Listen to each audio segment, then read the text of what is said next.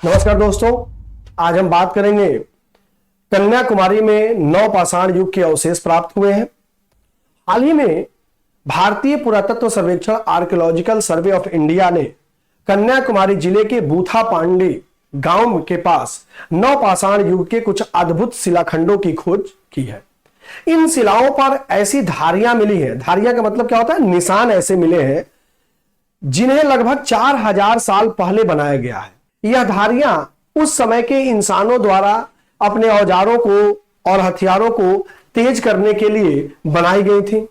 यह खोज भारतीय पुरातत्व सर्वेक्षण विभाग के अधिकारी के हरि गोपाल कृष्ण और सेम्बलम रिसर्च सेंटर के एम फैजल ने की है। तो ध्यान रखिएगा, यहां से प्रश्न पूछे जा सकते हैं कि इसकी खोज किन्होंने की है। ठीक है, चलिए आइए आगे देखते हैं। ये जो निशान है, इन निशानों की विशेषताएं क्या है।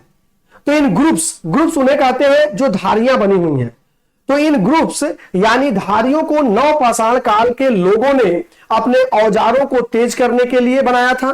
और ये औजार किस लिए बनाते थे कि उसको तेज करते थे? शिकार करने के दौरान उसमें धार तेज हो, जिससे शिकार करे तो आसानी से उन जानवरों को वह शिकार बना सके। खेती करने के लिए, खुदाई करने के लिए, ऐसे कामों के उपयोग के लिए इनका धार तेज किया जाता था। यह धारियां औजारों के बार बार टूटने या घिसने के कारण बनी हुई हैं। इन शिलाओं पर मिली धारियां, उन धारियों में जो सबसे बड़ी धारी है उसकी जो लंबाई है लगभग 15 सेंटीमीटर है और जो सबसे छोटी धारी है वह लगभग 8 सेंटीमीटर है।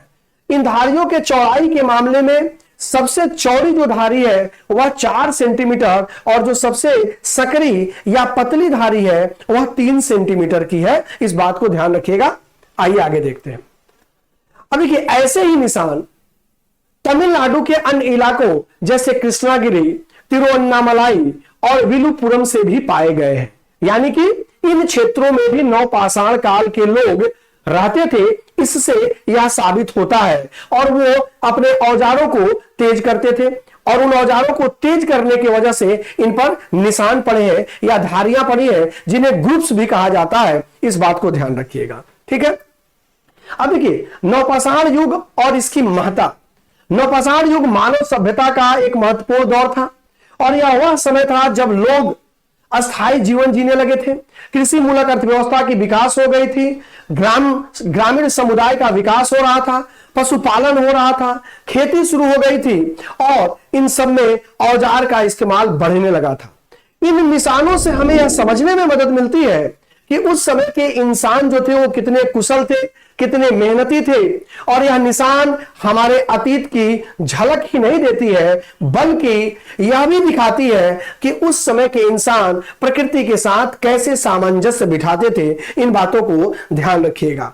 तो नवपाषाण काल के ये कुछ साक्ष्य प्राप्त हुए हैं जो आगामी परीक्षाओं के लिए बहुत ही महत्वपूर्ण है और यहां से प्रश्न पूछे जा सकते हैं। धन्यवाद।